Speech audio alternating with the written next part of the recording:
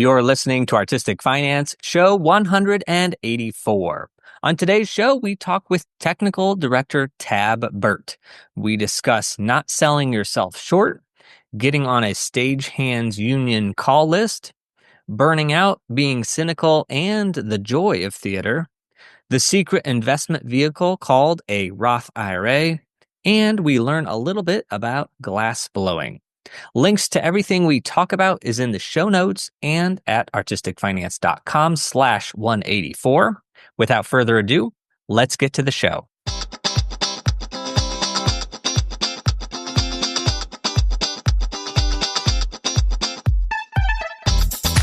You are listening to Artistic Finance, where we help creatives learn about the business of show business.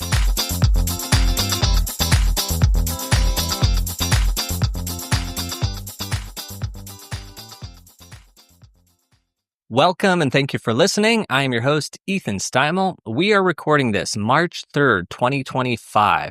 Now, the latest news is that the Ukrainian president, whose country is in its third year of war with Russia, came to the White House to meet with the USA president and vice president, and they shouted at him on national TV that he should be more grateful, and it was awkward for everybody across the world. But here with us today for a chat that will likely not involve shouting is technical director at the Edison Theatre in St. Louis, Tab Birt. Tab and I met when I designed chicken and biscuits for the Black Rep back in January, and we struck up a friendship, and so that is why we are here today.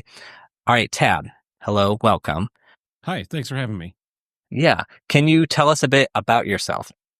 I'm a lighting and sound designer by my degree. Through various twists and turns, I've been everything from a master electrician to a union representative, now a technical director outside of theater. Which I've been doing for 17 years, from starting as just a stagehand on a call list all the way up to now managing call lists and managing my own theater. I've cultivated a lot of friendships inside the industry and outside the industry, and made a lot of mistakes and made a lot of good choices, and found my way into a job that I really love, that gives me the flexibility to, embrace this industry that I have adopted since I was a teenager, but also has allowed me to do other things, which has been really greatly fulfilling, and allowed me to go back to kind of living more of a normal person's life, which is not typical, I think, for most people working in this industry, where it just becomes everything that you do every day.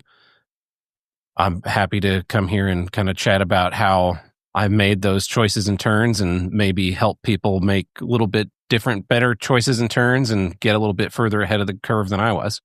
Yeah, this is awesome. And you have a podcast that I have listened to hundreds of episodes of.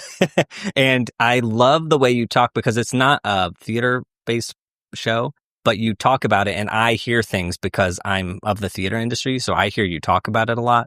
And I do love that you do lead what I would call a normal life, like as much of a 9 to 5 as you can working in theater. And you have a lot of hobbies and things outside of theater, which I have always struggled with. The work takes so much time and energy that outside of that, I'm like, I don't know how to do that. It's extremely difficult. It's not something that I really thought of when I was in, 18, 20, 25. It was like, this is theater. I love doing it. This is my passion and my job and my life. And your passion, I think, can only take you so far when you're working, 14-hour days, 6 days a week on the regular. And it's important to decompress and find those other things in life that bring you, joy and respite and comfort that aren't doing theater. And that's even something that I probably didn't figure out until I was almost 30. If I could go back in time and tell myself yeah, this is great. This, you enjoy this. It's good, but you need to go find other things. You need to socialize with people that don't do this. Last summer, I was dating a woman, and we went to see a couple of shows, and she was not in the theater industry at all. And I forgot how much I enjoy like going to see shows when I don't go see them with theater people. Because theater people, we walk out and we're like, they missed this cue here, or this little thing wasn't quite right there. This, like, did you see the? But I walked out of the theater with her on the few shows we went to, and she was just like, "Wow, it was great. Their costumes were so beautiful, and their acting was so great." And it like interrupted me in my thought process of, oh, like we're not gonna just tear this whole thing apart. We're gonna, like, you actually legitimately enjoyed this. And so then it was great to be seeing shows with her and see it through her perspective and be like, oh yeah, this is, I remember now, this is why I enjoy doing this. Like audiences don't see that they missed a light cue. Audiences don't see that like the actress missed her mark. Audiences just see that like this story was good and entertaining and they had a good time and they want to go and tell their friends about it. And that is a perspective I think we lose when all we do is theater and all we're around are theater people. I love that, because I'm thinking like my entire career, like at the end of a musical number, there's a button, right? And you want that light cue to line up right when the musical note, the beat hits and all that. But inevitably, it's always off by like half a second or a quarter of a second. And it always drives me crazy because I'm sitting there at opening night, like head in my hands, being like, oh my gosh, these light cues are way off. But the audience, it's like there's so much forgiveness in that final like emotional beat. Nobody else in the audience is even thinking like, even if it was like a full half a second off, none of them are even thinking of that. Just a couple days ago, I drove to Springfield, Missouri to see Best Little Whorehouse in Texas. I like drove this 3.5, 4 hour drive just to see this show. And I just went because I knew the director, I knew the stage manager, and I'd never seen the show. And I had so much fun, like as an audience member. And I sort of had that same feeling that you're having of like, there was no bit of me, because part of it is I didn't have anybody to talk to about the show. So there was no me like analyzing it from a design perspective. But it's like, I literally just had like a great time watching the show, trying to figure out the story and like all that. I was like, oh, I remember like I used to enjoy theater like this.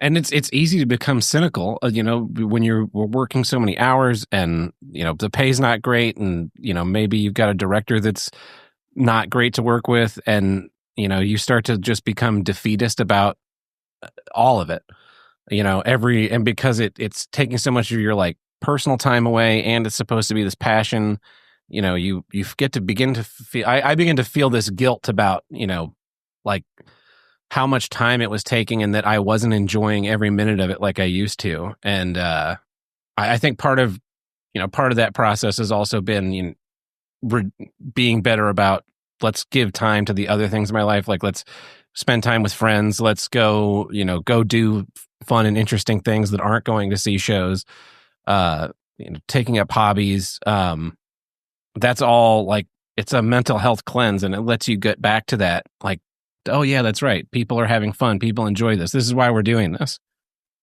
Right. And I also think there's one element that is like very important for me, which is when I don't have responsibility for anything. Mm-hmm. If I have any bit of responsibility for it, then I'm just going to be stressed out the whole time. But it's like, if it's not my problem, then I can just cut loose and not care. Yes. I feel exactly the same way. All right. So in this same vein, what is a live event that you'd like to experience as an audience member? Or what is a piece of art that you really like?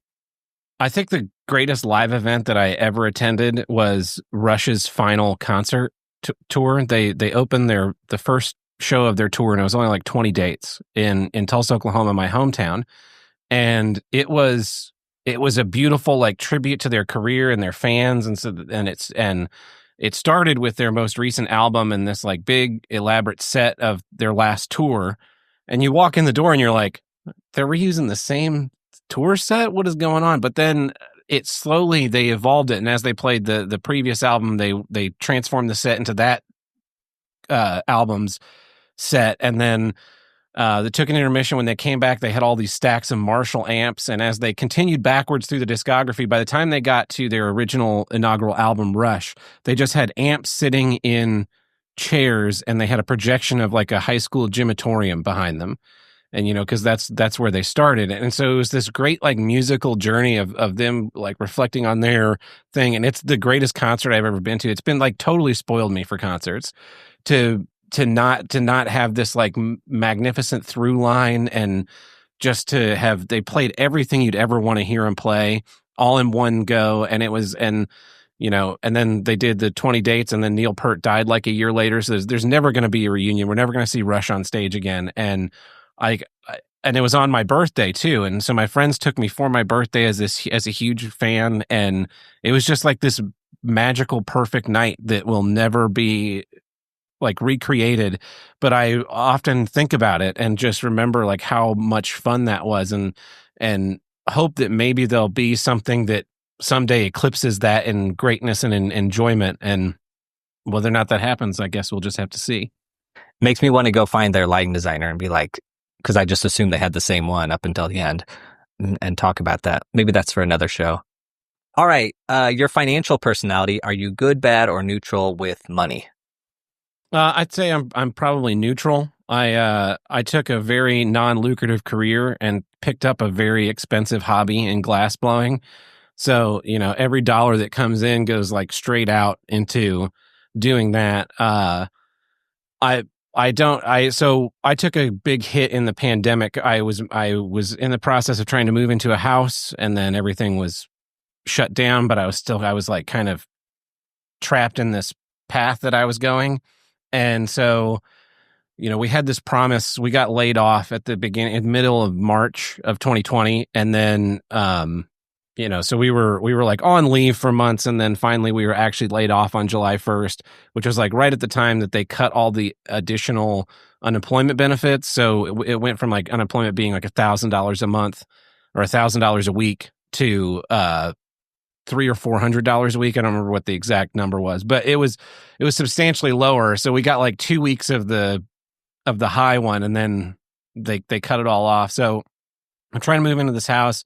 There's this promise that they're going to be bringing us back in September. So in my head, it's like, okay, I'm going to take on these expenses until I can like get back in September to working full time, and then I'll kind of be on catch up. And then September rolled around, and they were like, we're not opening back up. And like the bills just continued to pile up, and the expenses continue to pile up. And then in December of 2020, the state of Oklahoma decided that we were all freeloading, and they had no interest in the fact that our industry was just like shut down and didn't really have a potential of coming back until they released restrictions. And at that point, I had gone through all of my savings, and I was like working on building up credit card debt, and I had no other options to do. So I got out of the house as quickly as possible, and then moved in with my dad. And like that was a huge financial hit that it has taken me even until the last couple of years to get back to a broken even point. When I reflect on that, in my head, I'm like, if the world hadn't shut down in February and March of 2020, I would probably be still living in Tulsa, which wouldn't be great, but I would probably be a little bit more financially stable than I am now. I'm like right on the cusp at this point of being just over even and having like caught up on all my things. But even then, things hit you sometimes where expenses you don't anticipate. And so I worry that, something crazy will happen. Like, for instance, in late 2021, I think my cat got a urethral blockage, and I ended up borrowing money from my mom to pay for a huge amount of medical expenses for the cat, which was somewhere in like the $3,000 to $4,000 range. And so then paying her back off, and I worry, if something happens to my cat or my car, or I get into an accident, what's gonna, where's my cushion? And so that's something I'm trying to build back up, while at the same time also trying to like explore this other art form that I found that I really enjoy, that is very expensive, but also very rewarding, and trying to find ways to make that financially neutral, deficit neutral at the very least, if not like make a little bit of money on it. So last year, I didn't track any of that very closely, but I did end up making a lot more money than I thought I had. So this year I'm tracking it like very specifically what I'm paying in expenses, what I'm getting in sales, and getting paid for events and things, and hopefully get a better idea of how financially viable that it is to continue at the pace that I'm going. That's amazing. That's a whole other layer to life of expensive hobby art. Yeah, the COVID story, I feel like that's a pretty very common one. I also relate to it because there have been years where something I say on this show, and actually I've heard you say this on your podcast too, which by the way is called Here's What I Don't Get, found on a podcast player near you. You've talked about Roth IRAs. Even before I had this show, that was one thing I was always trying to get people to open up, because I was like, it's so simple, it's so easy, it's just the best way to save for your retirement. Yeah, I feel a lot like it's almost a secret. And it's kind of frustrating because I feel like in your senior year in high school, they should be like, hey, you should open a Roth IRA. You can put like $15,000 a year into it. 7,000. Yeah. It averages 7% on the market typically year over year. And when you take it out at 55, you don't pay taxes. And it's like, this is way better investing advice than, what's the one going around right now in the manosphere of buy a Rolex, go into debt if you have to. Like, it's like, that's one of the stupidest things you could possibly do. Yeah. And I think it's a secret in the sense that I think people should start it as soon as possible because your tax rate is lowest earlier on. So it's like it's extra beneficial to start it early, in addition to the compounding interest and starting early. But the fact that your income tax bracket hopefully is lower at the start of your life than at the end. So starting it sooner is better. Sometimes you can, if your bank offers one, you can set it up where they'll pull out a percentage of your remaining account balance at the end of a month, or you can set it up. You can set it up to have them do it if you know what your pay periods are if you're working like on a W-2. But end of the month's a good one to say, like, whatever's in my bank account on February 28th or March 30th, go ahead and take out 5% of that. So even if you're down to your last $100, it's $5, which is not a lot, but you take $5 when you're 22 and you don't touch it for 30 years and it takes 7%. Like it kind of, and it gets you in this habit of, so when your bank account is sitting at a lot happier numbers when you're in your 30s and 40s, you're kind of just used to that money disappearing at each time. If you're in a W-2 situation, a lot of employers offer it in addition to whatever their baseline retirement package is, or you can set, when you're going in to set up your direct deposit, you can say, I want to direct deposit over into this IRA account a certain percentage, and then the rest goes into my normal banking account. I find that the more ways you can keep that money from ever being seen to you, the less likely you're ever going to be tempted to pull the money out to go somewhere else. Yep, 100%. Okay, all right, let's go back before your career, even though earlier you said you started this when you were a teenager. But growing up, did you have a good financial example? My stepmother was probably the most financially stable and reasonable of my parents. She kind of grew up in a less traditional, chaotic household, and her way of escaping poverty was by getting a really good plan together and working towards goals and like for futuring her career. And so she's still someone that I turn to with those kinds of questions when they pop up. My actual parents, my mom and my dad, both grew up poor, and we were not wealthy when I was a kid. We didn't really talk about retirement. Bills were tight often growing up. My dad is a musician and, was playing gigs 6 nights a week and working a full-time job and collecting all that kind of money. And, still, there's a story that they didn't tell me until I was in my late 20s. But, there was one year where I was going to summer camp and basically couldn't afford it. And so my dad sold one of his guitars, like one of his favorite guitars, to be able to pay for me to go to summer camps so that they could have childcare, essentially, not so I could have this great summer camp experience. But I did have a great summer camp experience, but that wasn't like, oh, we're going to send him to sleepaway camp and he's going to like grow and have all these leadership things. It's like, we need a place to put him because he's, 8, 9, 10 years old, whatever I was. And we don't have an option to not go to work or take him to work with us. We we have to have somewhere for him to go. And, I think maybe I would have had a better grasp on money had I been aware of some of that stuff as a youth. But I also kind of thank my parents for not making that have been this like thing that I was bludgeoned with, that we were poor. I just thought that we were normal.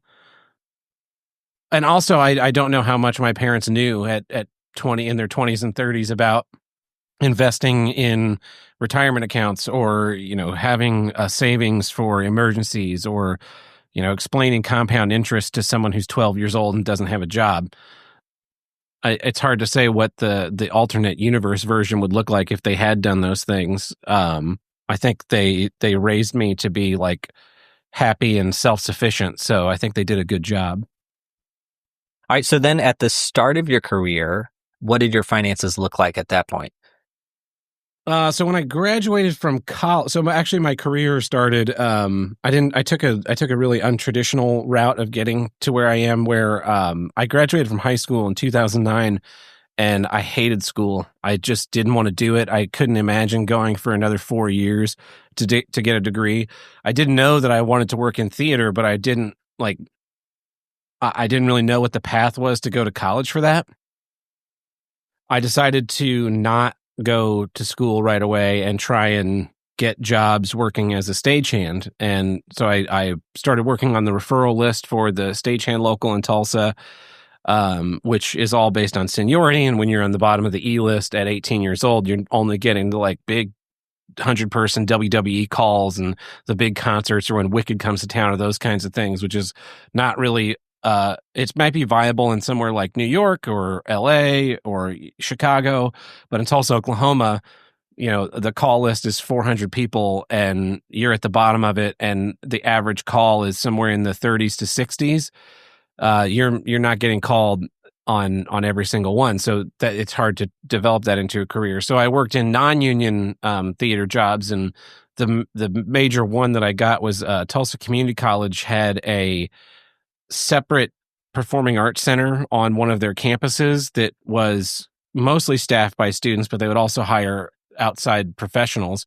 And so I applied to work there with my moderate resume of having been a stagehand for all of 6 months and having done stage work in high school, and got hired. It was $10 an hour. And I, distinguished myself early on by being confident and pretending that I knew what I did and knew what I was doing. And they ended up calling me more and more and more. And so I was still living with my parents, and I had low expenses, and I went and got a full-time job at a party supply store that I absolutely loathed. And, it paid like $11 or $12 an hour. And, this is 2010, 2011, somewhere in there. So that wasn't like an unreasonable amount of money to be getting at 19, 20 years old. And it was 40 hours a week, no benefits, but it was kind of soul sucking to work retail 5 days a week. And so I was like working that job. And anytime I had an evening, I would go and be working for bars or theaters or the union, or just like trying to make it work, trying to like find a job in theater, and starting to like pay my own bills. And so in 2011, I got fired, and it was like one of the greatest days of my life. And I decided, I was like, okay, this is what I'm going to do. I'm going to give myself 6 months. I'm still living with my parents. I've got this fallback. If I can't start paying my bills in the next 6 months, I'm going to leave this industry. And so that was like October of 2011. And then by April, I was paying everything and working directly for groups, and like my pay rate was going up, my knowledge rate was going up, and it was great. And so another couple of years went by, and I decided to go to college to get a degree in theater to try and get a better job.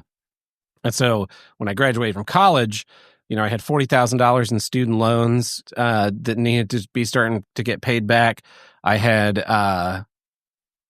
been living like in total poverty. In my college apartment was like $500 a month above a store in downtown Norman, Oklahoma, and my diet consisted mainly of peanut butter sandwiches, and that was about it. And so I graduated and I was trying to find work, and I've been freelancing all this time through college, and I found some freelance gigs here and there, and trying to decide if I wanted to move to North Carolina because that's where the woman I was dating lived, or if I wanted to like go try and get on a road show. The Tulsa Performing Arts Center had a master electrician job open up, and I applied, and it was actually like this dream job of mine when I was 16 years old to go become the head electrician at the Tulsa Performing Arts Center. And so I got hired, and I went from, getting $1,000 a week here, a few $100s a day, a few $1,000s to go design a show, to we're going to give you an hourly wage and overtime, and in a city where the cost of living isn't that high. And so I went and, took this job, and that was when I kind of decided, oh, I really like this stability, and of the consistency of this paycheck, and like knowing that I basically like was able to figure out, okay, here are my bills and here is my base pay, knowing that we always got overtime. Okay, all my bills are covered with this base pay, so this overtime I can use for other things. I can use to like go out to dinner, or put into savings, or put into retirement accounts, or pay off this debt that I have from college.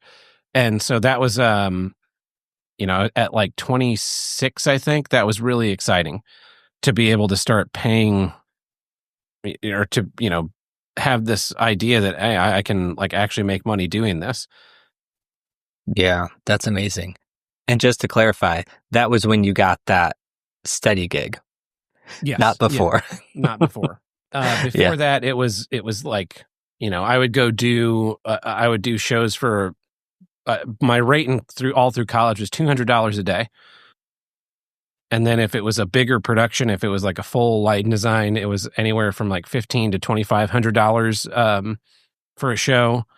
If I was a sound designer on a show, it was usually at $2,500 mark, because it usually also meant that I was mixing it. So, as opposed to being able to walk in on a Friday, you load in, tech the weekend, do some dress rehearsals, and then the show opens and you leave. I was usually then stuck there for at least, one weekend of runs, if not needing to come back for a second weekend of runs. And so trying to figure that out in what I was asking for, so that, and even then, you're sitting there at the lighting console or at the sound console or on a break, and you're texting with someone or replying an email to be like, oh, hey, what do you have going on, the third week of March? Like, well, actually, I'm glad you asked, because I had nothing, and I really have to like eat before my next show in April, and that would be ideal. Yep. Sounds about right. All right. So now on a daily basis, do you worry or think about money? Yes, in the sense that I try and be smart about my spending for, just like normal personal reasons. And a big one is Amazon. It's all fast and cheap. And so one of the things I did like in the last 2 or 3 years ago, I stopped, anytime you have that impulse, I'm going to go buy this on Amazon.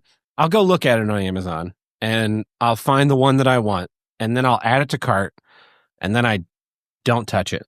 And on the first of the month, I go through my Amazon cart, and you would be amazed at how much stuff is just like, why was I even looking at this? Delete. And then you end up with like 2 or 3 things that you think, yeah, I do actually need this. Let me go ahead and order it. And so that's anytime I get one of those Amazon bugs, I'm definitely thinking about money, and just kind of mentally tracking what is outgoing of my bank account at any given time. I'm usually pretty good at knowing at the back of my head like what my bank account balance is, to weigh, is this really a money that you need to be spending on some silly thing? No. I love that Amazon idea of just putting it there and then waiting for the first of the month, or waiting for a period. I think that's such a good exercise of self-control. But I do the same thing. Like when I'm looking, I don't add it to a list. I just add it to the cart, because I can't remember like which is the cheapest. And then I'll go to my cart and I'll sift through, and I'll be like, okay, they're all the exact same thing. Which one am I going to click? Like whichever one is the cheapest. Yeah, sometimes there's the one that has like the 20% coupon, which it won't show you until and so I will even go to the proceed to checkout, and then when it tells me what the actual price is, and go, aha, that's the one, and delete the others. Yeah. And then sometimes, you get to the first of the month and it's like, this item's no longer available. And you're like, that's the great magnet telling me that I don't need to buy this. Exactly. All right. So you mentioned $40,000 of student loans. At this point in your life, do you have any debts? I just paid off my car. I don't know. It was like actually two years ago. Oh, well, congratulations 2 years later. It was the February of last year. Or no, I guess it's only 1 year ago.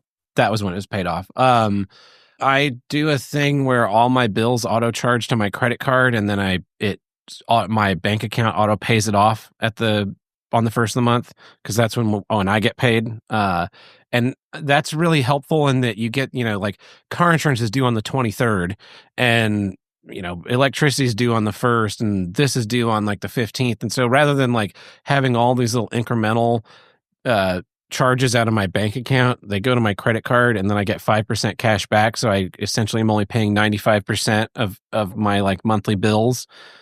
And so, instead of getting all these like little nickel and dimes throughout the month, it's just one big one that disappears. And then I know like, okay, this is what I have available for divvying into wherever it goes if there's something else I need to pay off.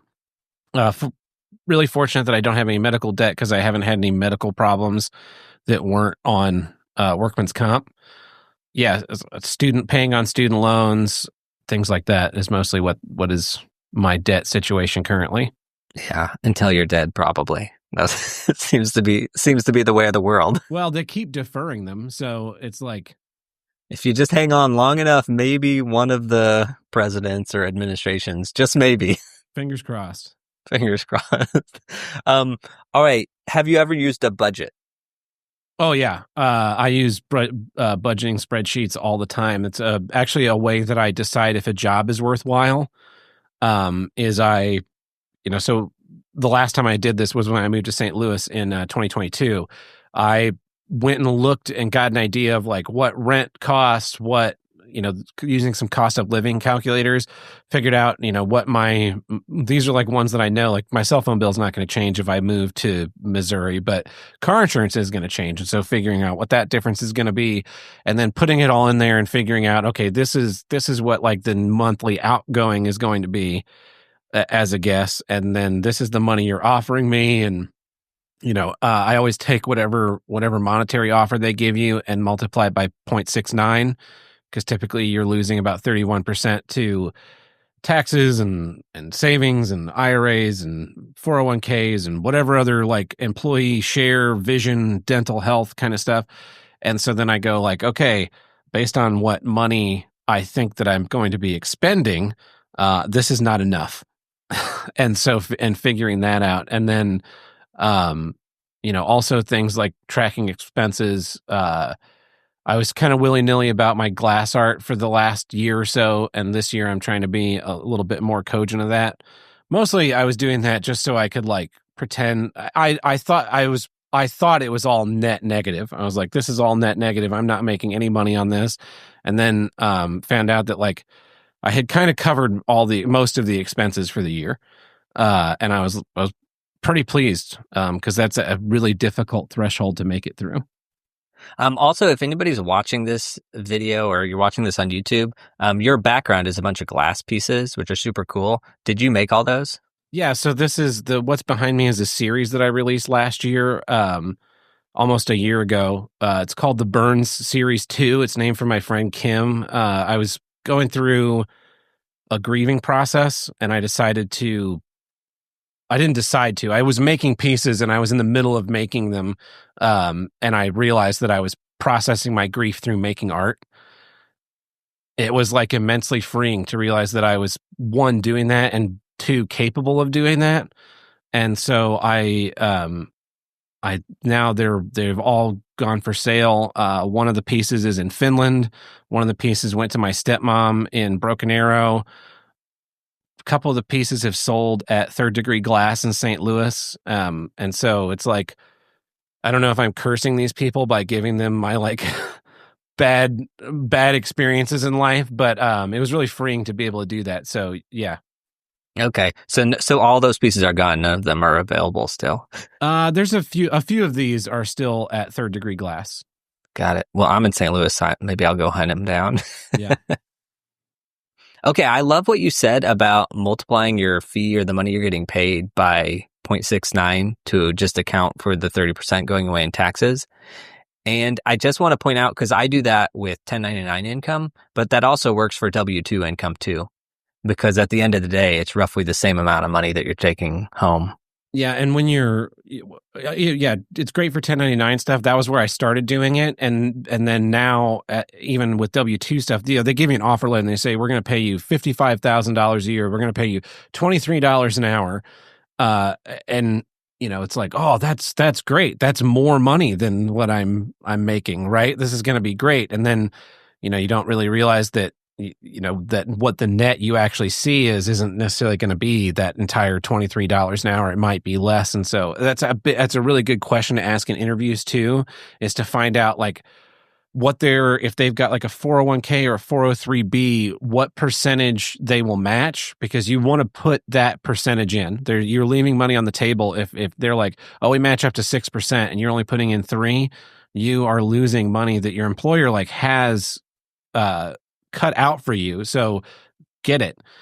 Yes, you get less money on your check, but you're getting more in the long run. So getting that kind of information and being cognizant of that to figure out, is this job actually worth it? Am I going to be, if you're going from freelance to something more stable, yes, it may be more stable in income, but it may be a lot less than what you were making before. A really good example of that is when I was at the Tulsa Performing Arts Center. When I started, it was a city job, and so we had a pension that if you worked there for 5 years, you would get vested in, and they had a 402B. Is that there's a different number that's for government. Oh, 403 maybe. 403 is the nonprofit one, because that's what we switched to. But they all do the same basic thing anyway. But the big part of that job was we were on site anytime there was a show in the theater. So 50-hour work weeks were regular, and 60-hour, 70-hour work weeks were not uncommon. And so you take this job that only paid $17 or $18 an hour. It was like $47,000 a year base pay. But you add 30 hours of overtime a week onto that sometimes. Well, it was actually like a really well-paying job. And so a year and a half or so after I started there, they went to a private management that was still like the same management that was this was before we went private. The city got tired of our overtime because the city bean counters did not understand that what the TPAC did. This is what most theater venues do. If you're like a production manager, this is a good thing to know, is they charged the client a hourly rate for the number of technicians that were there. So, our stage, the minimum call was the head electrician, the head sound, and the head carpenter. And they were getting charged like $35 an hour for us to be there each. And we were only getting paid, between $17 and $22 an hour. So there's quite a bit of overhead on that. So when we were in overtime, we were actually an income source for the city, not an outgoing source. But the bean counters in City Hall look at the spreadsheet and see, look at all this overtime.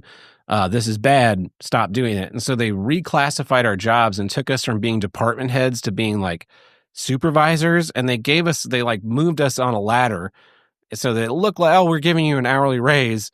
But when you really did the math, it was a $20,000 a year pay cut. Wow. That was just like a huge punch in the gut to go from this like very stable income to overtime being like very lucrative to suddenly it kind of drying up. And like I said, the job as a base pay covered my expenses, but I was, kind of used to this like really nice amount of money that would show up on my check every 2 weeks. So yeah, being aware of that is really important when you're making that change from freelance of feast or famine to something more stable, to know, okay, yes, I will get more money in February or June on this full-time gig, but then you don't factor in that November through December, you're doing like all these recitals and all these things that like are very lucrative. And so if you can budget that right, you can like coast through those famine times and actually end up ahead if you're not looking for the stability. Wow, that's amazing. All right. What is the best financial thing you've ever done that maybe other people can learn from? Oh, it was 100% starting to invest in my Roth IRA. It was one of those things where when I learned about it when I was in my mid-20s, I felt so stupid for not having done it. Because I remember like when I was 18 or 19, I was working for Party City, which is like a party, paper plates and napkins and that kind of decorations, costumes and stuff. And there was like a mandatory retirement savings thing. And it was a 401k through Fidelity. And I still get statements from them, and I don't have anything else in that Fidelity account except for what I was making when I was making like $8 an hour, 20, 25 hours a week. And so there's like $400 in this 401k that I get statements for every quarter. And it's like, hey, you went up 3%. You're now at, $408. I'm like, yes. But I remember when I was like 18 and working that job, I was like, this is total BS. I cannot believe they're taking, 6% of my income and throwing it into this retirement account. I'm 18 years old. Why would I possibly care about this?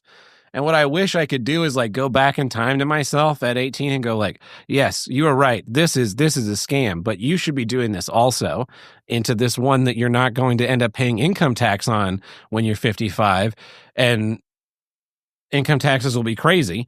So when I learned about it in my mid-20s, I was like, man, if I had just been like throwing a little bit at this 10 years ago, or not 10 years ago, but 6 or 7 years ago, I would have a pretty healthy amount now. And so, but it's never too late to start. So that's what I kind of decided to do. I love that. And also, I guess we should just clarify, in case anybody doesn't know, the reason why we like this Roth IRA is because you pay the taxes now when you're putting that money into the account. But when you retire or whenever you pull it out, you've already paid the taxes, so there's no taxes to be paid. Just hopefully and presumably your tax bracket would be higher in the future, or also like we don't know what government's going to do, so taxes are probably going to go up, let's just assume. So that's the beauty of it, is like you don't even have to worry about that. Like all your other retirement accounts, yes, you'll pay the taxes on whatever money you're pulling out, but with the Roth IRA, you've already paid it. And also, I love that you're bringing it up that you thought it was like a secret, or you felt so stupid when you first learned about it. But I only happened, like my uncle just happened to mention it when I was early 20s. And he's like, oh yeah, you need to do this right now. But it's like, it just happened to be like nobody else told me. Like I didn't find out any other way. It was just my uncle just happened to, for whatever reason, be in conversation and like ask me about it. But Nicole just brought this up with me today. She was like, hey, you used to be really funny. And every time you met somebody, you would always say, the first thing out of your mouth was, do you have a Roth IRA? Like that used to just be like when I met somebody. And she's like, you haven't done that like pretty much since COVID. And I was like, yeah, you're right. I need to get back to it. But that's how I felt about it too. I was like, there's this thing that everybody needs to know about. Like you just need to know about it. We don't need to know about Travis Kelce and Taylor Swift. You need to know about how you can like have secure income for your retirement years. Exactly. Especially in like this era, especially if like you're a millennial. I feel like we're this left behind generation where, on the whole, financial literacy wasn't, home ec was on decline. Learning about things like interest rates and savings and credit card loans and home loans and car loans, it wasn't like on the forefront that I feel like it should have been in primary schooling. Sure, it's going to be hard to explain to a bunch of 17-year-old hormonal that just want to like talk to the girl sitting next to them that there's this great way that they can like secure their financial future. But some of it will seep in.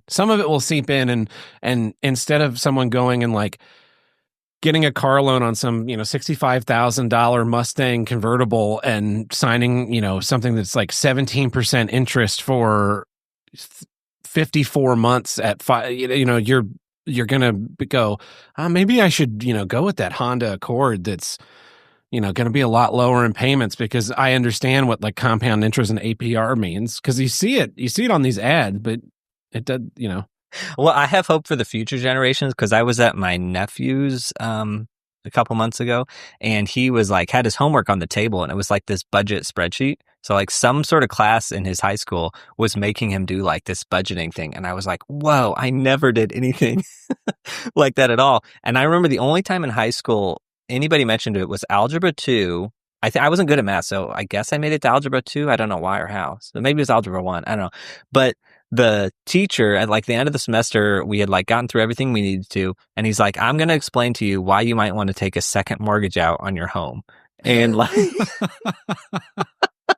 and he like, and it was like this, like I remember even at the time I was like, we're in high school. Should we really be like, what is he talking about? But he like explained the interest rates and why you would do it and why it would be smart. And I was like, and I like got it. But that's the only like financial thing I ever remember from high school. And actually also from college, college and grad school. I took a college course. I don't remember what the name of it was, but it was essentially like production management class. And as part of that, we had to build a budget. And so it was this assignment to like, what do you think you spend every month? And then we had to turn in all of our receipts. The idea was that this needs to be like, you'll have to do this for productions. You'll have to like, this is what I'm buying from Home Depot for this show. But the only finances we had were our personal ones. And so we were totally allowed to leave anything out that we didn't want to, show our teacher, or redact everything from the receipts aside from what the sum totals were. But it was essentially a process of everything you buy, all your receipts, save them, put them in this form, and then classify them. Food, gas, clothing, entertainment, blah, blah, blah. And so, building that and then figuring out that you wildly underestimate the amount that you're spending on entertainment because you classify like any time you're going out with your friends as entertainment. It's like, I probably should have put a lot more in that category than I did. All right. What is the worst financial thing you've done that others should avoid doing? Taking out student loans for a theater degree. No. Actually, so I went to a state school, so my student loans aren't even that bad compared to a lot of places. I think the worst thing that I did was try and dive into, moving into a home before I was really financially ready. It is a huge money sink. It would have been a lot easier to do it with a partner and not try and do it on my own. Apartment living, renting is, don't feel pressured that you're, 28, 29 and you're supposed to have your starter home and you're supposed to be like vested in your career and middle management now. Like those are like expectations of a world that's really gone.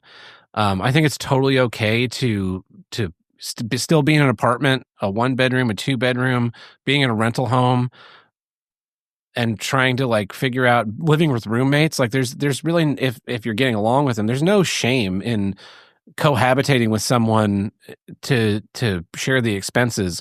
You don't have to go it alone. You don't have to like live on anyone else's timetable but your own. And so like really think about if you're ready for those kinds of responsibilities and make a wise choice on it, and don't go for something that's like, there's the starter home idea versus, buying something that's more expensive and that you don't have to renovate. And so, not trying to hold yourself to a standard that kind of shouldn't exist for us anymore, I'd say is not something that I thought of at the time. So earlier you had mentioned like early on in COVID, you had gotten into this house. I just assumed you were renting that house. Had you purchased? It was kind of a rent to own situation. Okay. So there was money going down and in that didn't come back out. Got it. Okay. So normally I ask people like, how do you get work? How do you find jobs? But I'm going to change that a little bit for you and just ask, how did you get that first? You said you were on the E list at the union. So like, how did you get, I guess, onto that list? And then jumping up to St. Louis, how did you get this job here? So getting on the E list was an interesting thing because I worked at a barbecue restaurant in high school, and this man, Mike Sherrill, came to my high school to help us with a play we were doing my junior year in high school. And his daughter was the stage manager for the show. And in working with him, we found out that he was the head carpenter for the Tulsa Opera, and he had like been the head roadie for Styx on tour, and like his whole career had been being a stagehand. And what I didn't know was that he had a wife that was a doctor, and that's how he was able to do that. But in my head, I was like, that's what I want to go do. And so then in my senior year, I was working at this barbecue restaurant, and he came in to get dinner, and I said, "Oh, hey, that's so-and-so's dad." And he said, "Yeah, that's who I am." And I said, "I don't know if you remember me. My name's Tab. I worked with you on this show. I'm really interested in like doing this as a career. How can you help me?" And he asked me, "Are you 18?" And at the time I was not. And he said, "Okay, here's my number. Call me when you're 18 and I'll give you the contact info to get on the call list for the stagehands." And so my 18th birthday, I called him and I said, I'm reintroduced myself, met at this place, met at this barbecue restaurant. He's like, "Yeah, I remember you. I'm going to give you these two numbers. One is the business representative for the union. One is the assistant business representative for the union. Call them, tell them you're interested in working, and we'll get you on the list." And so I called them the next day, and then I called them every Wednesday for 6.5 weeks until finally, or I guess six weeks. And then finally someone answered and someone called me back. And then a few weeks after that, I got my first call in like late July of 2009. And then once you like come and fill out the paperwork, you're on the list. And as long as you work a few calls a year, you stay on the list. And so I stayed on the list for 3 or 4 years before I started turning their gigs down, because the other people I was working for, I had a greater loyalty. Those people had like given me a lot more work in the intervening years. And, I'd much rather take less money and work for someone that I enjoy working with that like gave me a shot than go work for the more lucrative one that, I'm stuck in this like seniority hell.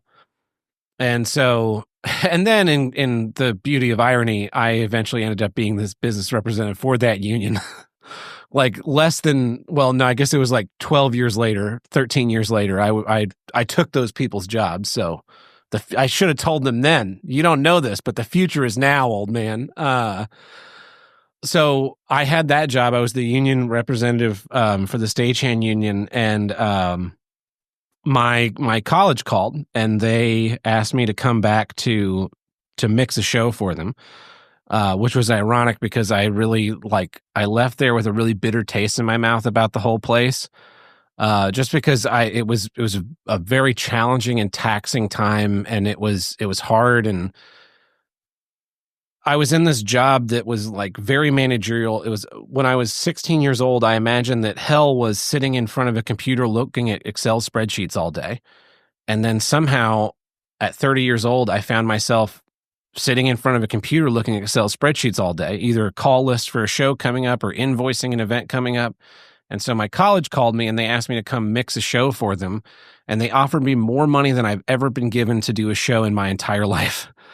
And I was like, "Yeah, let's do it." And so I went back to my college and I mixed this show, and it was amazing being in a place that I hated and actually enjoying myself, because I was doing what I wanted to do in life. I wasn't doing managerial spreadsheet work.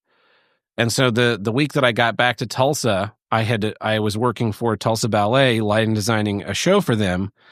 And I'm trying to like organize these calls going on in the city, but also like do this, like the work that I actually want to be doing. And I get this just nasty email from the production manager of the Tulsa Ballet or the Tulsa Opera. And I just snapped and I pulled up my email and I wrote a resignation letter to the union board. And I told them, "You have 30 days. It was April 28th, 2022. I said, "You have 30 days to find a replacement. I'm not doing this anymore." Which is way more notice than you should ever give a job. But and I wanted to do it honorably. So I had no plan. I just quit.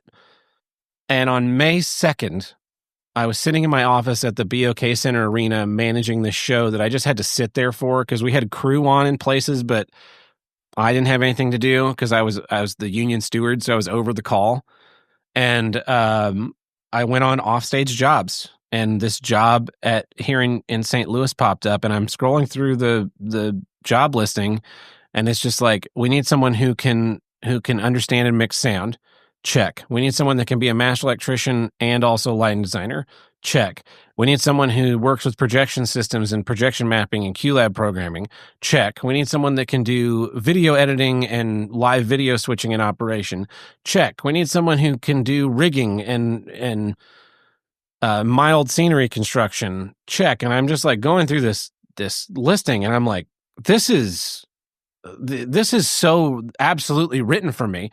Understanding budgeting and crew calls and scheduling crew events based on show needs. And I'm just like, I'm hitting all of these marks. And so I put together my resume and sent it to him, and I heard back in a couple of days, and I interviewed with him via Zoom, and the interview went really well. And then they asked me to come out. And so I came out here. This is probably May 17th of 2022. I come out here for a tour of the spaces, and they give me a job offer, and I go home the next day to manage the Jack White load in. And everyone's like, I'm really sorry you're quitting. What are you going to do? And I was like, well, actually, I just interviewed, in St. Louis with this other job. And every time I had to answer that question and describe what this job is, I could feel in my gut that it was the right decision to take it. Yeah, so I called them the next day. It was a Wednesday, and I said, yeah, I'll take the job. And they sent me a formal offer letter and signed it, and I filled out all the things. And on June 20th of 2022, I moved to St. Louis and started my job here. And so, it's like, 54 days after resignation, I'm in another state, in another city, working in a job that I've come to love despite its struggles. And it just like, I didn't know that on April 28th when I was signing that resignation letter, that was what was going to happen. But sometimes those things just kind of happen perfectly timed. That is amazing. And I love that you said you snapped. That was the best way to snap. Like, nobody got hurt. Yeah. Everything worked out well for everybody. But there's a reality, I feel like, in our industry, just a lot. For me, I got burned out, so I didn't snap. I just snapped into myself. So I'm glad you mentioned that. I also love that you said offstagejobs.com, because every single person on this podcast, when I ask, how do you find work? They always say, oh, I know people, and I meet people, and I work, and then I get work from that. So just 2 episodes ago, I did one on financial resources for theater workers. And one of those was, I have a section for job boards. And Offstage Jobs is one of those websites that I have. Anyway, people are always saying, like, you don't get work from the job boards. But I was like, I've gotten work off the job boards. So I love that you have like a full-time gig at a university that you got from offstagejobs.com. Yeah, I'm not going to say it's common. And after I got the job, they didn't go delete the folder from our like shared Dropbox folder of the talent search. And I went and looked at the other applicants, and I beat out some pretty competitive people. And I was kind of humbled at the fact that I was chosen from this candidate pool. I have gotten tons of work by who not so much what That's not a detriment to anybody that chooses to hire that way or getting jobs that way. I don't think there's any lack in integrity. It's a great way to go, especially early on in your career. But I don't say, I'll never get this. Send in you've got your resume formatted. It takes 10 minutes to write up a cover letter that's geared towards that job description. Do it. Send it in. What's the worst that's going to happen? They just never respond. You get something that says, "Oh, sorry, we went with a different candidate." You sit in a Zoom interview, and then they, "Sorry, we went with a different candidate." But there's a chance you like get a real work out of that, and then you now know new people, and now your pool of resources gets even bigger, and you can get pulled in directions you never even knew. So yeah, apply to all the jobs. Screw it.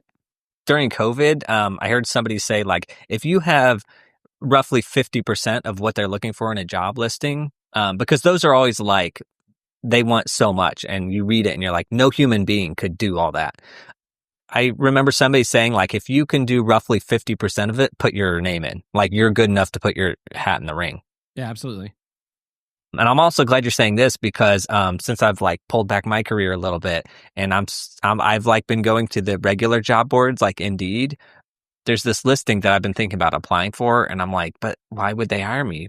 But like the job listings out there, they need somebody. Yeah.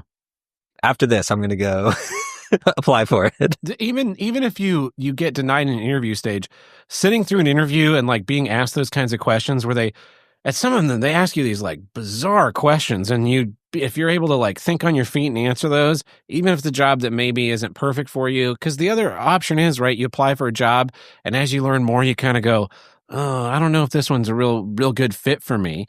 You can always then say, actually, I don't think that this job is right for me at this time. And really thank you for considering me. But just kind of reflecting on all of the aspects, I think that I want to try other things.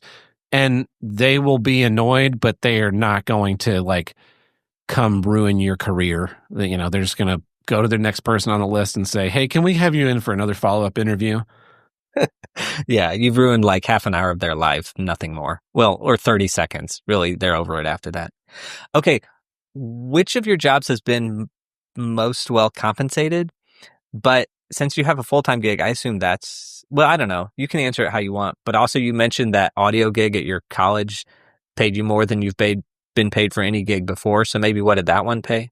So I got paid $3,700 to come mix a show for 2 weekends. It was 3 weekends. I was there Saturday and Sunday for tech rehearsals, Monday through Thursday dress rehearsals, Friday, Saturday, Sunday shows, and then I came back and did a second weekend of Friday, Saturday, Sunday. They paid me $3,700 plus travel and housing.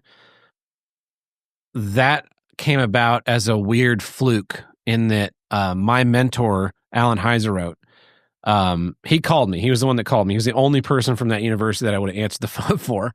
And he said, he laid out this situation basically where when I was there, he was the sound supervisor, but because he wasn't faculty, they had given it to a faculty member, and it had not been as successful. And so they didn't have any students that were in the pool to be able to mix shows anymore.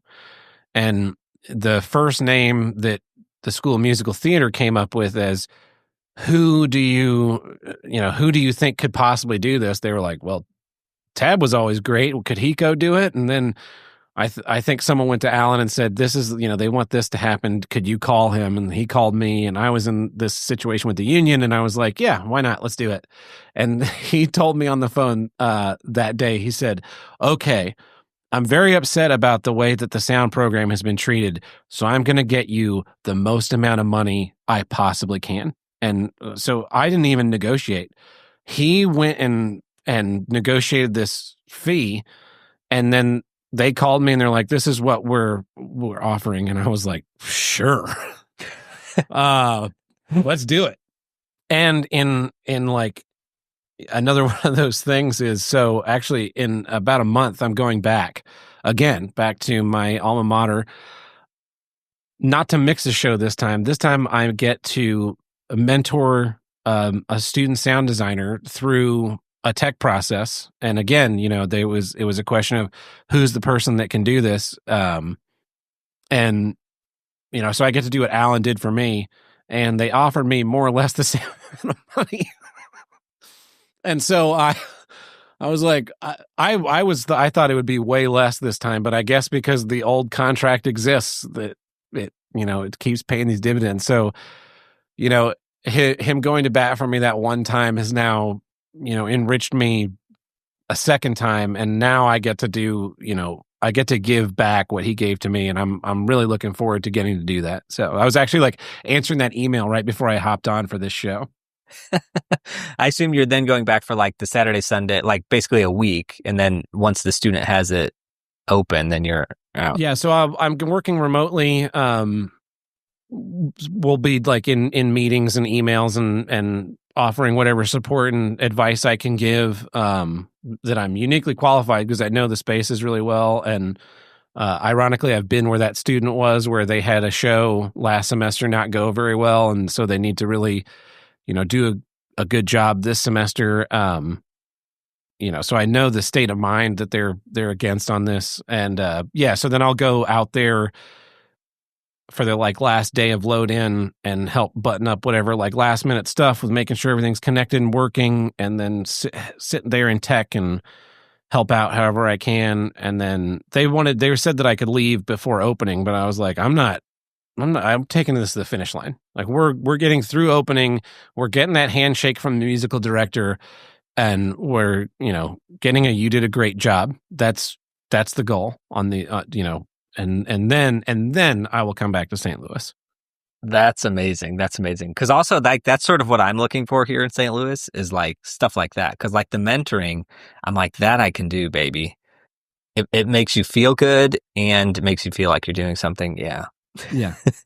It's way, you can do 100 shows, but then the show closes and there's, you've got some photos for your portfolio, but helping someone make better choices in their career as far as what jobs they take or how they approach things or how they can make their lives easier. And, in my case, I speak so highly of my mentor all the time, and not just in the sense that he taught me how to be a great sound engineer, and he taught me how to be a better functioning human being. And so, yeah, to even be offered the opportunity to try and give that again, I am beyond humbled. That's awesome. All right, taxes. Do you file your own taxes? I do. I just use TurboTax. I've used TurboTax since I was a teenager. It got real hectic when I was 1099ing a lot in college, and I think there was one year where I got hit with a penalty because I didn't get sent a 1099, but they had sent it to the IRS, and so then it was 2 years later, I get this bill in the mail. It's you owe us $2,400 or something and I was like, oh. So that was a real kick in the nads. And then it happened again a couple of years later, but they ended up just taking it out of a tax refund. And then I got into a point where I was doing more W-2 work, because even when I was with the Tulsa PAC, I was still freelancing on the side when I could. And so, but at that point, my W-2 income was so high and I had my withholdings through the roof, that when I got 1099s and filed my taxes at the end of the year, it would basically end up just eating up my entire refund, and I'd owe, $1,000, or I'd be getting back $400 or something. And so, and then as I've taken less and less freelance work, it's kind of the ding there just doesn't exist anymore. But I'm only able to not do that because I have this great full-time job that pays really well. My friends in college and even after college, I know a lot of them were on Schedule Cs, where they were paying quarterly, or they were paying estimated taxes up front. And a lot of other people would take their stuff to tax professionals. I maybe should have done that earlier in my career, but you just kind of get set in your ways and what's easy and go for it. No, I love that. So our last episode, we talked through taxes, and I love that you're saying it, because I put out a survey a couple years ago on the show, and thinking that everybody sent their taxes off to get done, but it's actually, I found 50-50, 50% of freelancers and people in our industry file their own taxes. About the only thing that I hope Donald Trump does is end the income tax, because that would make everyone's lives, in our industry, so much easier. Here's your 1099. This money's just yours. Enjoy it. All right. If that happens, I still think everybody should multiply their fee by 0.69, because I'm sure it'll be made up somewhere else. Oh, there'll be somewhere where we'll get screwed for sure. But yeah, I might dream. I'm just I'm so tired of paying 21% of my ability to live to fund you people. Yep. Okay. All right. Do you have a retirement plan, and what does it look like, or what are all the pieces of it? I don't really have a retirement plan because I like working. There's this great book I read several years ago by David Graeber, Bullsh Jobs. and it's a really great breakdown of like the essential thesis when you get through like what the Bullsh jobs are is that humans, we kind of define ourselves by our productivity, and we need to have something that we're doing. And I think we see that, with our parents and the boomer generation, and that they like, and even my grandparents, my grandparents retired early. My grandfather was like very financially savvy, but what did they do? They went, and my grandmother became a docent for the Science Museum and in Virginia Beach, and my grandfather would, I don't know what he did actually, but they would do volunteer work. And my parents now, my mom retired my mom retired early thanks to an inheritance, but even now she works like this tele job just as something to do, and like has this little tour company. My dad is talking about retirement and that he's going to him his girlfriend actually was like, when he retires, we're going to do this thing. And I was like, my dad is never going to retire. The man can't sit still. But I guess what they're talking about in retirement is that they will like camper around and he'll go play music, busking for money places. And so, I imagine if there's a time where I don't have to work a full-time job to support myself and I just have this passive income that can keep me alive, I imagine that might make this industry like a little bit more attractive again, and I could see myself working as a freelance designer again. But instead of going and doing, like when I was 20, every show that I was offered for whatever I was offered, I would be like, oh, you're doing this show that I like, I will come do this show that I like. And then, really embracing my glass art. In my ultimate dream, in the next 10 years, I will make so much money being a glass blower that it'll be financially irresponsible to stay working in the theater industry. I don't know how feasible that is, but like that's the kind of dream. I want to be productive with whatever I'm doing, and maybe that looks like finally going and getting my master's and becoming a teacher of the craft to the next generation. I'm not sure. I have learned, when I was in my late teens and early 20s, I would say like, I'm never going to do this thing. I'm never going to do that. And I would like write off ideas. And I've been proven wrong so many times that, I can only speak to what I want to do and not what I'll never do again, kind of thing. And so I'm open to, the possibilities and what happens in life that kind of pushes you back. I was when I took this job at WashU, I was very cynical and defeatist about theater. I had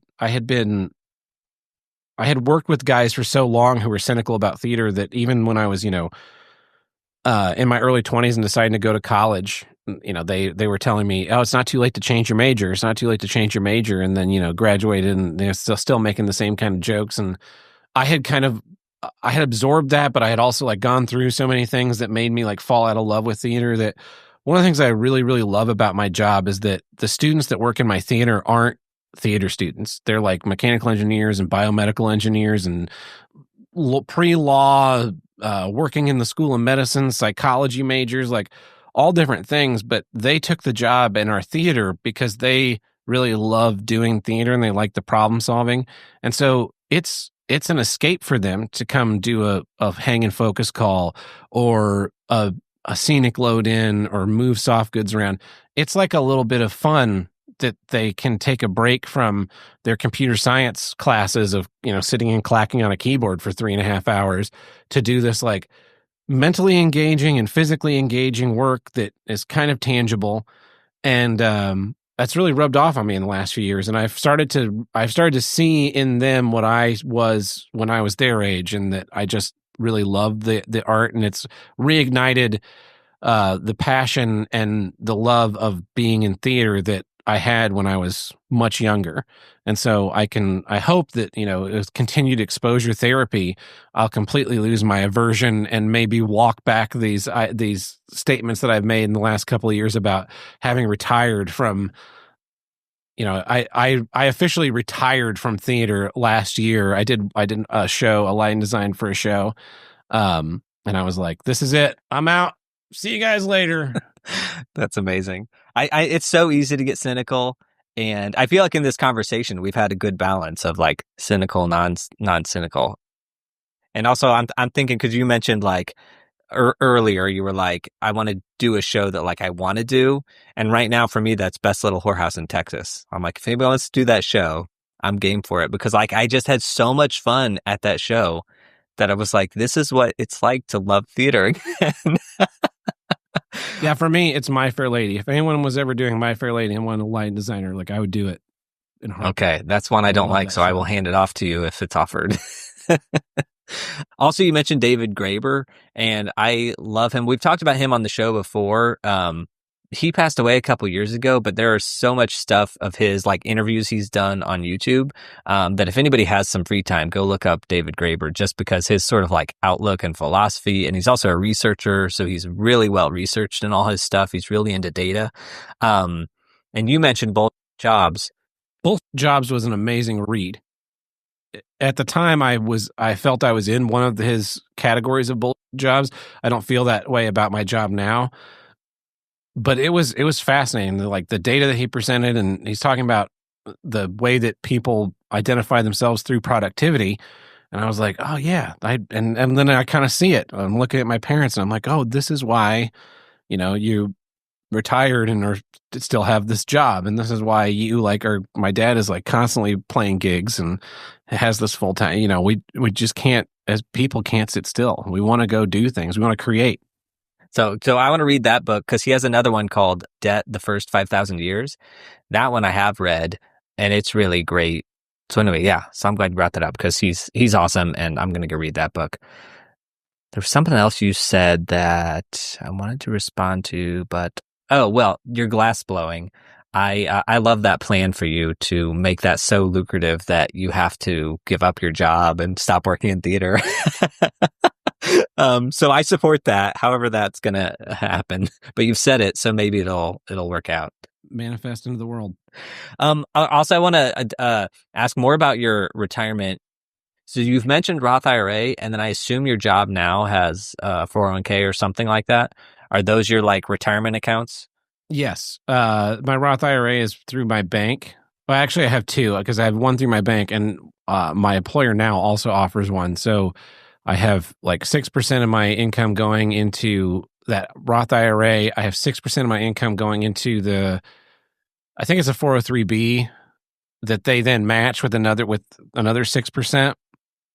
And then I have the 403B from the Tulsa Performing Arts Center, and I have that Fidelity 401k from Party City when I was 19 years old. I love getting that letter in the mail, because I'm like, oh, what's this one? It's basically no money. It's I'm sure you know this, but you can roll that over into your IRA. Yeah, I've thought about doing it, but I just haven't ever gotten around to it. Anyway, but I'm just the last couple years, I've like tried to condense everything down, and so like for me, like fewer accounts is better. So I'm like, that's just me, and it makes me happier. Yeah. Okay. So outside of retirement, all your matching, and that all sounds amazing. Do you invest in anything? I don't. I tried some of the Wall Street bet stocks, when they were like spiking, AMC and GameStop, and I made some money on that, but in the long term, I haven't done anything like stock market related. I had a savings account when I was in high school. I guess it was like my first bank account. We also opened a savings account, and then I learned about inflation and looked at what the percentage interest on that savings account was, because it was less than 1% and inflation was way higher than that. And I was like, so you're telling me the $100 that I put in this when I was like 15 years old is now worth less at 20? So I closed that account and got my like $106 out of it. It was like money my grandmother sent me for my birthday. And yeah, other than that, I don't have any like specific savings other than keeping, an amount in my bank account that will cover things. Also, because I listen to your other podcast, here's what I don't get. I know that you buy Lego sets. I do. That doesn't count as investing, does it? Well, they do appreciate and value, and I do have a lot of them. I have somewhere, I think I'm in the like $20,000+ range now in Lego. That's mostly tucked in my basement, and some of them are worth like a considerable amount of money, but it's also like I'm never going to sell them because I like having them too much. So, yeah, Doesn't count. does not count. Also, if you're thinking I want to listen to this podcast, I will just say it is not for the faint of heart. Like, I am very calm and congenial right now. My show is very much about like shouting into the ether. It's very clearly a man who should have gone to therapy, but instead he started recording his conversations with his best friends. Well, one of the episodes I just listened to, you guys were saying that you can't stand listening to NPR style interviews. That was true. And I was like, oh boy, Tab's coming on for an NPR style interview. It's mostly on that is the tone of voice. They're so just, I don't know. You don't have the like smug nasally NPR tone that they have. That's because I'm not right up to the mic. And considering, plus there's not classical music behind me. You don't sound sad to be here. I think that's a big part of it. We'll get, you found me on a good day. The NPR shows is always like, well, my dog just died and now we're going to talk about this thing going on. You're like, wow, this is thrilling. Amazing. Do you give to charity or do you give back to the universe in any way? I do. I'm not a huge into charities because I find a lot of them mismanage their, they put too much money into administrative costs. And if you look, I never want to give money to someone that I don't think it's going to, get to where it needs to go. So last year in November, my friends and I got together and we did Movember, grow mustaches, and we raised $1,400 for a men's homeless charity here in St. Louis, which we were really, pleased with. I gave a percentage of my glass sales, and we took donations from friends and family, and then we also threw in some of our own money into the game, so we weren't just like soliciting from nowhere. So it's St. Peter and Paul Community Services here in St. Louis, and specifically we wanted a men's charity because 3 out of 4 homeless people are men. Specifically, about 30% of those are victims of domestic violence, which is really unspoken about. That's something that men face. So there are homeless men that are homeless in order to avoid like being tracked down by their abuser. And so St. Peter and Paul, they have a men's shelter. A big one is housing to get people into jobs, to get them into their own homes again. We've had this bitter cold season here in St. Louis this year, and anytime the weather's below like 35 degrees, they open these warming shelters where basically like you can't sleep there, but if you're awake and cogent, you can stay inside and try and not freeze to death. And so, homelessness is one of these things that like kind of shouldn't exist. There's definitely like nuance into like what causes it, and I really feel for there's the terminally homeless, and then there's the people who just like they got hit with a weird debt and then the rent was due and they couldn't pay it and they got evicted, and so trying to help those people like step back up and out. And then I'm not one to like give money to people on the side of the road, but some food. Another thing that I've really tried to give is I've tried to working with students is try and teach them to take care of themselves. We had a student who graduated a couple of years ago who actually came and visited me this week.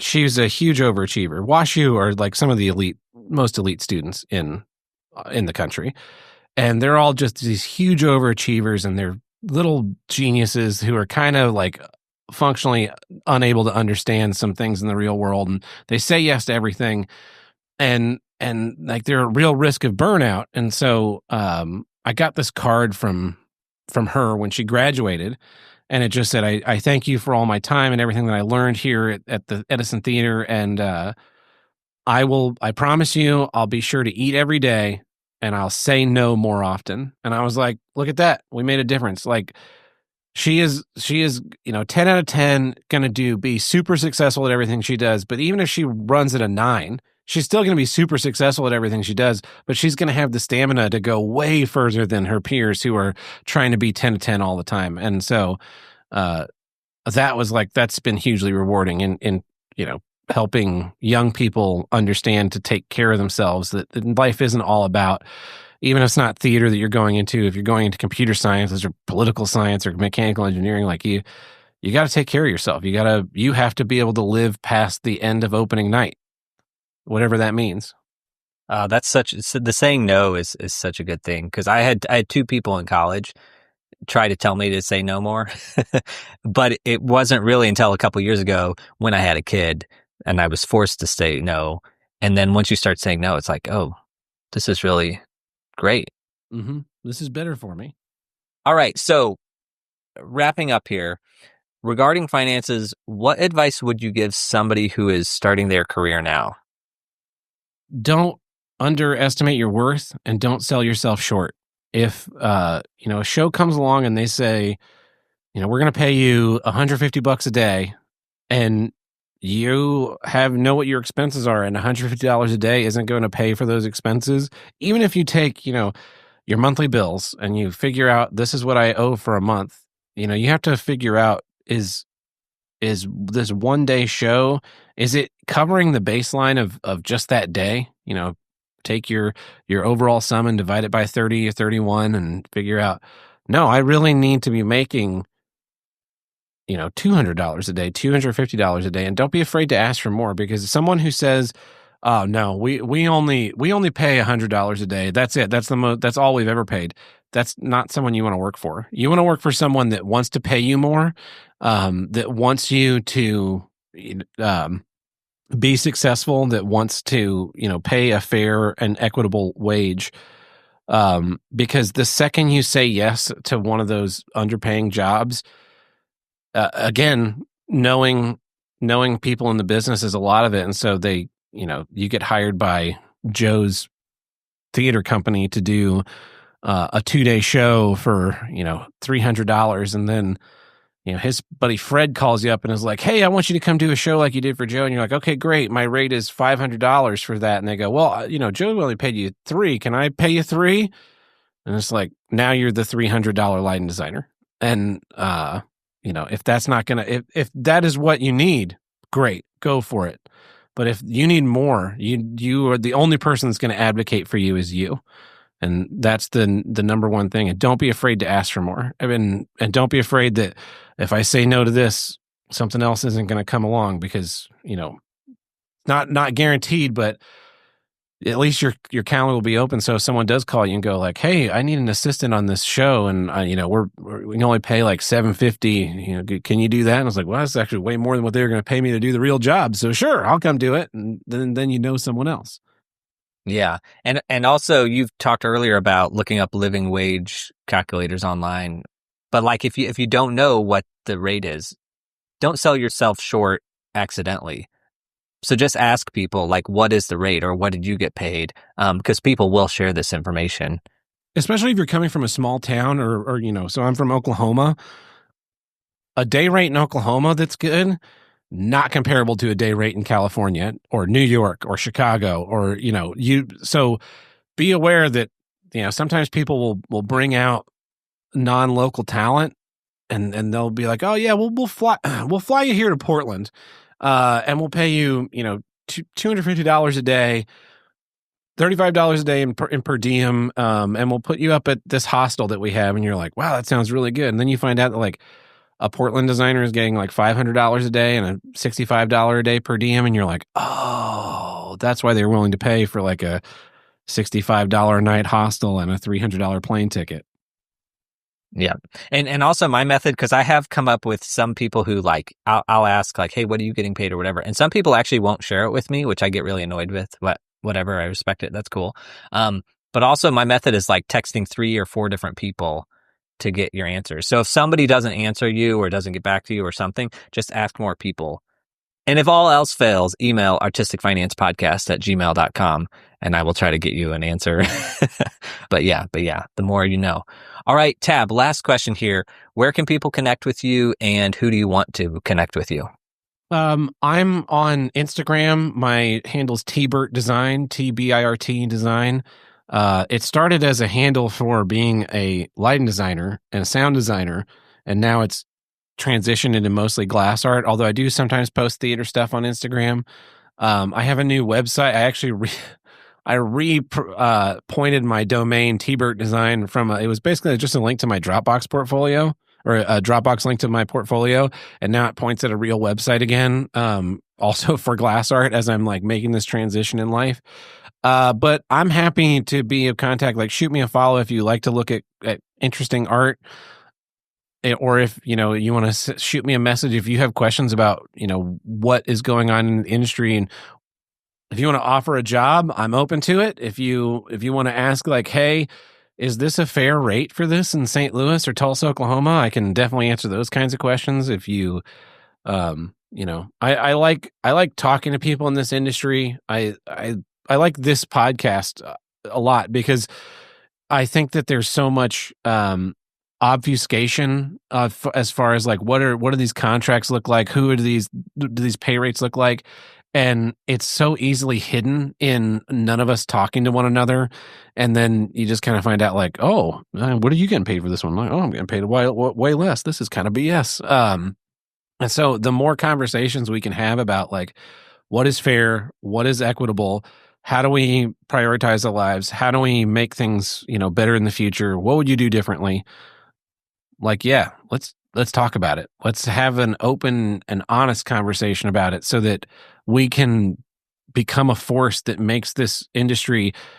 Obviously, we're doing it because we love it, right? It's like a passion. Nobody fails into theater. You have to choose to be here.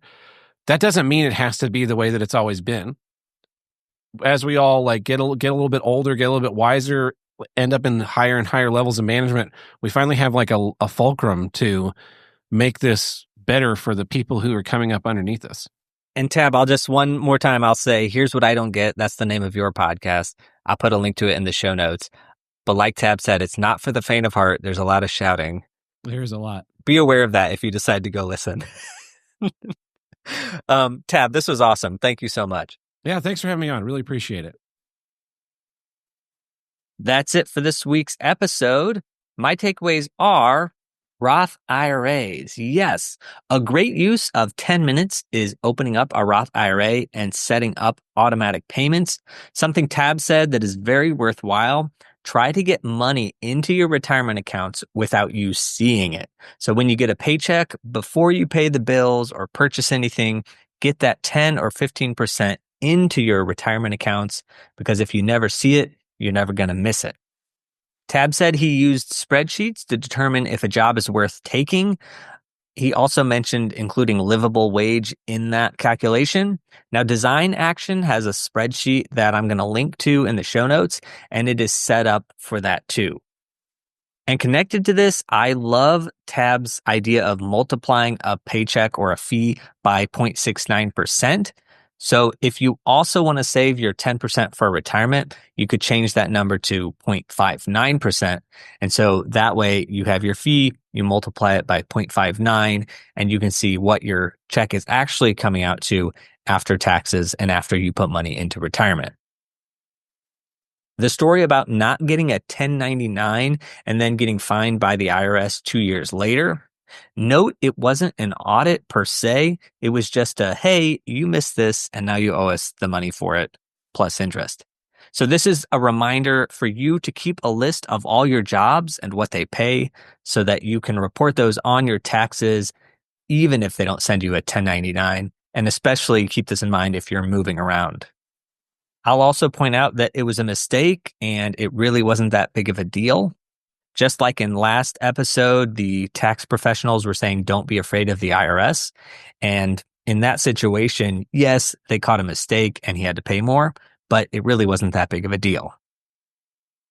Tab's podcast. I know I mentioned it several times. Part of that is because I've been listening through to it. And the other reason is that I don't actually talk to that many other people who have podcasts. So that was just fun for me. Bullshit Jobs by David Graeber. I'm going to link that book in the show notes, an affiliate link for bookshop.org. So if you purchase, we'll get 10% of that price you pay. So if you spend $20, I'll see $2 of it. I'm also going to link to Debt, the First 5,000 Years, because that's a really good read.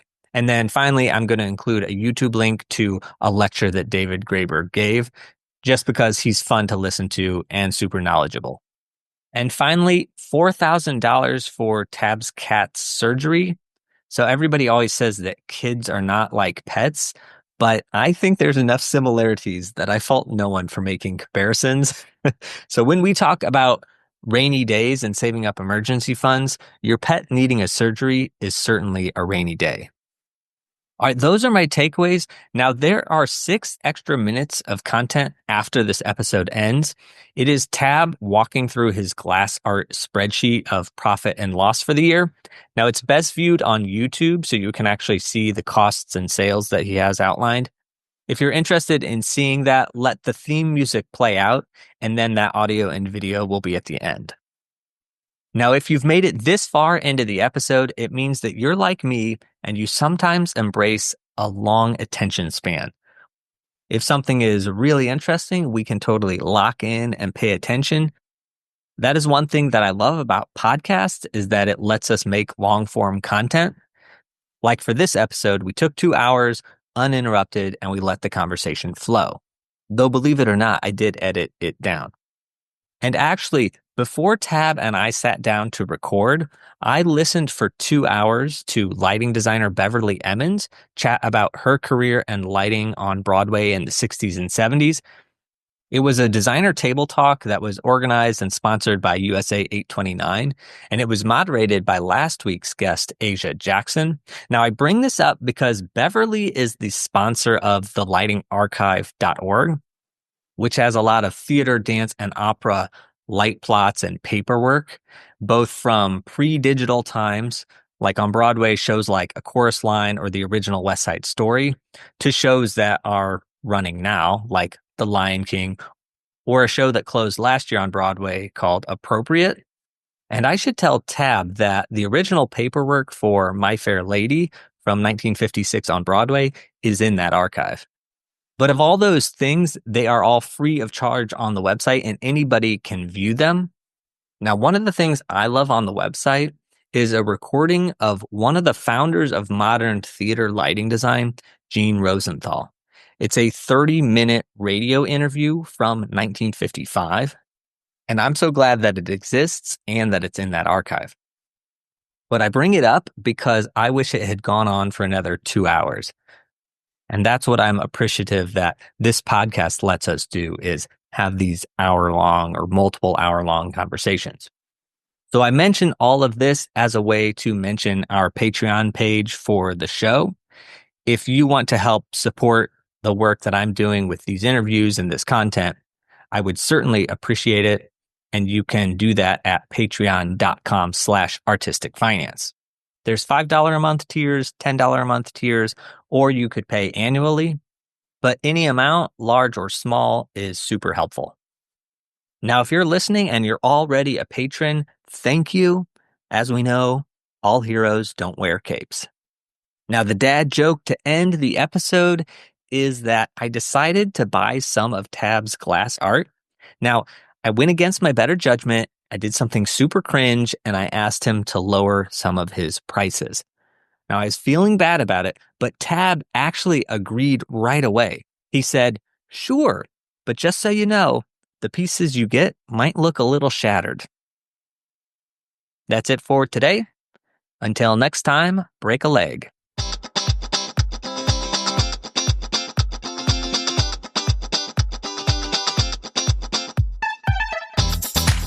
Thank you for listening to Artistic Finance, where we interview successful artists, leaders, and investors to help educate and inspire the creative community. To access our show notes and resources, go to artisticfinance.com. This show is for entertainment purposes only. Before making any decision, consult a professional. This show is copyrighted by Artistic Finance. Written permission must be granted before syndication or rebroadcasting. I have a new section called Real Numbers, and usually I say, like, what's a gig that you got that you have recently, and like what did you actually get paid or going to it? We actually covered like some of those in your sound gigs, but I was wondering, does this make sense, or would you even want to talk about like how the financing of the glass art works?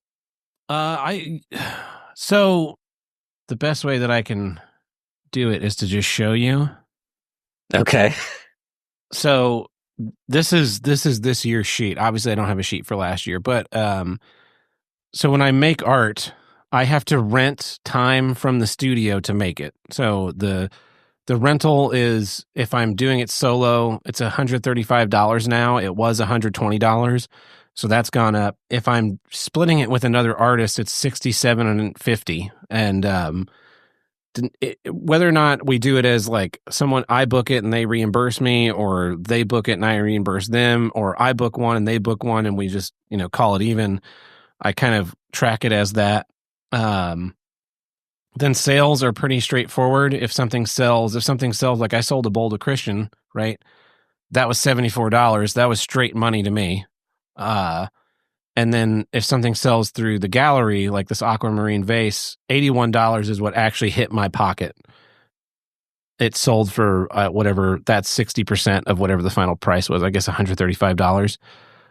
And so roses were the same way. And then the other materials are, so I've been buying my own tools. The shop offers tools, but I like to own my own tools, and also the shop tools are like not great quality. And as I found, as I buy more tools of my own, I'm like, I really cannot stand working with these shop ones. And so like at the beginning of this year, I bought a pair of tweezers. That was about a $200. Can I just say, I was on your Instagram today and I saw the tweezers, and they're giant tweezers. And I know that you do glass art. Did not occur to me that they were for glass until just now. I see them on the list. Oh, I have some really just wicked ear hair that they help for as well. Now it makes sense. That's hilarious. Yeah. And then so another huge expense this year was the beginning of the year I ordered a color order. And so I kind of cheated this spreadsheet, right? In that, so I'm tracking like by month. And so in January, I put the color order in January. It was $456. It was like, I was 10 or 15 kilos of color. And so that was, quite a bit. And, each piece doesn't take a lot of color, but part of that big order was like a commission that's coming up in May that I need like color options. And so hopefully whatever colors get chosen are out of those ones that I bought.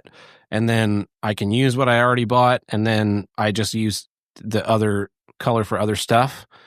But so what I did basically was, by putting that color order into January, which is when it was placed, that puts January, the entire month, as a huge loss. But February was a slight profit because there were more sales and demos. So demos are public facing events that I get paid for, and that's where a lot of my money comes from. But I also went ahead and like charged the creating of this website, and I bought business cards this month. And I've kind of pre-labeled in here the upcoming rentals that I have and upcoming income to get an idea of what all that looks like. So hopefully at the end of the year, it's like, and then I have it all categorized, and I'll like figure out what the total amount of debt is. But essentially, you put forth a lot of pre-money, and then, so last year most of my income was not from sales. It was from public facing events where I was either a narrator or a gaffer, where I get paid by the studio to be in that position. When you're the gaffer, it's great because you do one piece that's a studio piece that goes, 100% of the sale. It's basically already sold because it's usually a studio piece for the event going on. So they like want a bowl or a vase or something of that nature that's in a pre-selected color palette. And so you make it for the event, someone's wedding or this corporate party, it's getting raffled off, or it's going with the bride and groom. And so it's already paid for in you getting paid that night. But then if you do it quickly enough, you have time to do a second piece, and the second piece is yours. So those are great because you can sell them at the price you would sell them for if you were selling them on time you had already bought, but you're not buying the time up front. So you're kind of getting a little bit of a bonus. Most of mine last year were narrators, so it's just standing there and talking, but it's still income related to the hobby. And last year I didn't buy a lot of tools. I bought a lot of tools in 2023. So 2024, I didn't have any tool expenditures aside for I bought one pair of jacks. But I did do a lot of split rentals, and I did start buying color in larger and larger quantities. So that was like something to figure out. Wow. It's amazing. You are very organized with your spreadsheet. I have a lot of spreadsheets about a lot of silly things. Wow. That's amazing. Do you make it the color, or is it the color if it's positive? Does it automatically do the color? It's formatted to automatically do the color based on positive or negative. I do the colors for the months. Wow, you're fancy. That's amazing. I've sort of done that with the podcast, but my podcast it's just in a eternal deficit. Yeah. Just because like I bought microphones and blah, blah, blah. And it's like it's never gonna, anyway, we'll get there, but cool. Well, Tab, thanks. Yeah, no problem.